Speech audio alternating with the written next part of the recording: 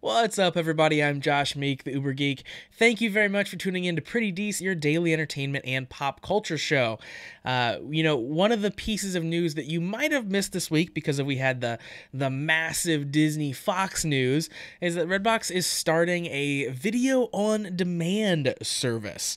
So this is it's basically a service that gives you videos on demand, obviously, and also will do what they call EST, electronic sell-through, to allow you to buy downloads to then keep forever.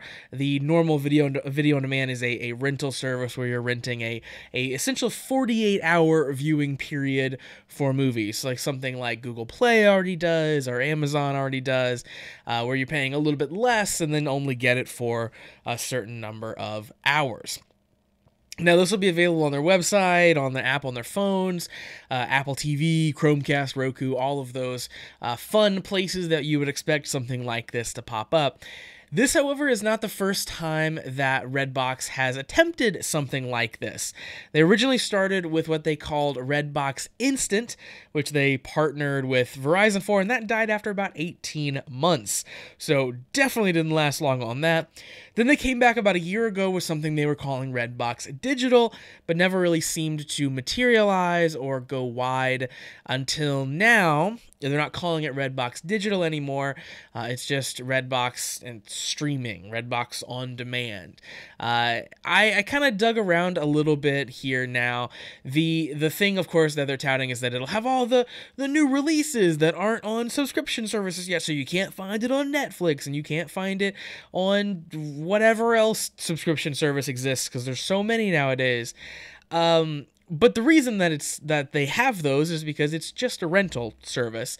So I poked around a little bit because my hope was, I think Redbox was really smart in their normal product, in their kiosks that spit out DVDs, because it was a section of the market that everyone had thought had been left behind.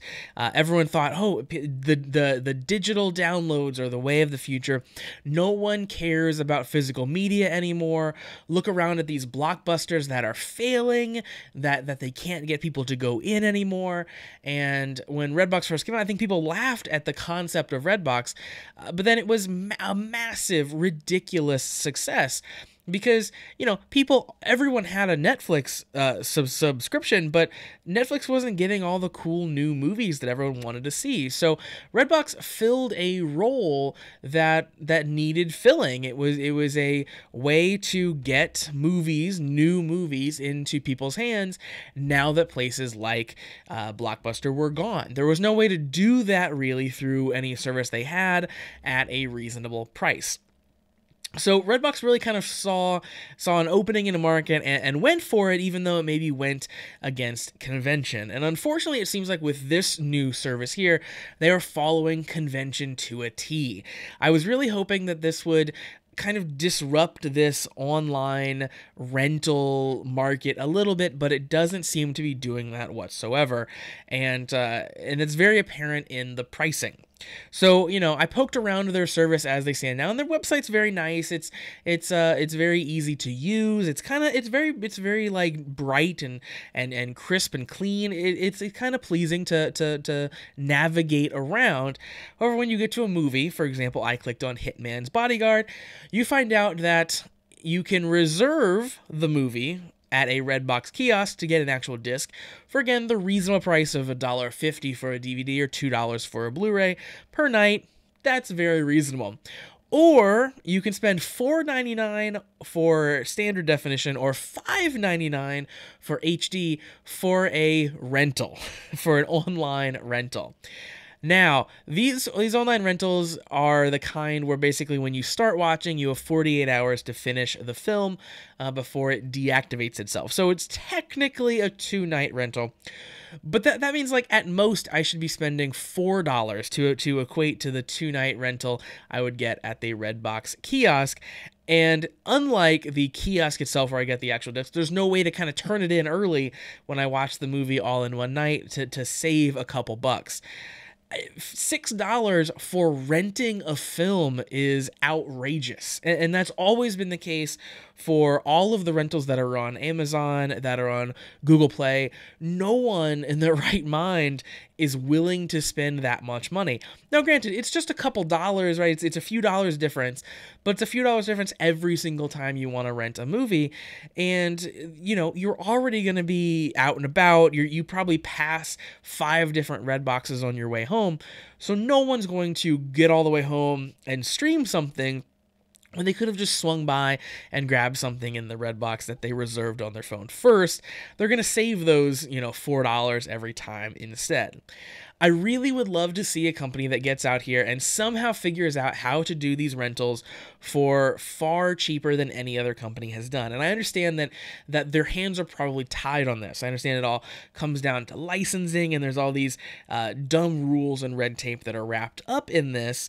But from a consumer standpoint, it seems absolutely ridiculous that a digital download would cost me more than twice as much as going and getting a physical disc that required a human to go load it into a machine and a truck to move it and a warehouse to store it and a factory to manufacture it. All of this work went into that actual disc, when all it took was them serving me a file over the internet for, of course, the digital download. So, unfortunately, Redbox is not disrupting this in any way. They're matching the status quo exactly with download prices.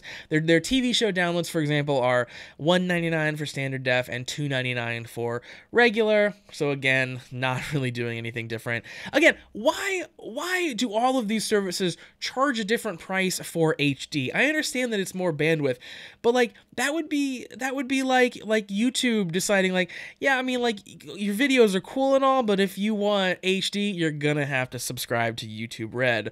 Or if Netflix I guess kind of does that with 4K, but it's a ridiculous concept that you are actively delivering worse quality video because it doesn't really cost that much more. You are delivering me more bandwidth, but it's minuscule compared to the difference in charges. So the whole thing is kind of ridiculous. So that's my little rant on download videos. Unfortunately, that is it's still the current case in the marketplace. So that's going to do it for Pretty Dece for today. Thank you very much for joining me here on the show. Make sure that you like Pretty Dece on Facebook, facebook.com/PrettyDeceShow. And of course, follow me on Twitter @PrettyDeceShow and visit PrettyDeceShow.com. So we'll be back tomorrow. As always, make sure in the meantime you hit that subscribe button so you never miss a daily episode.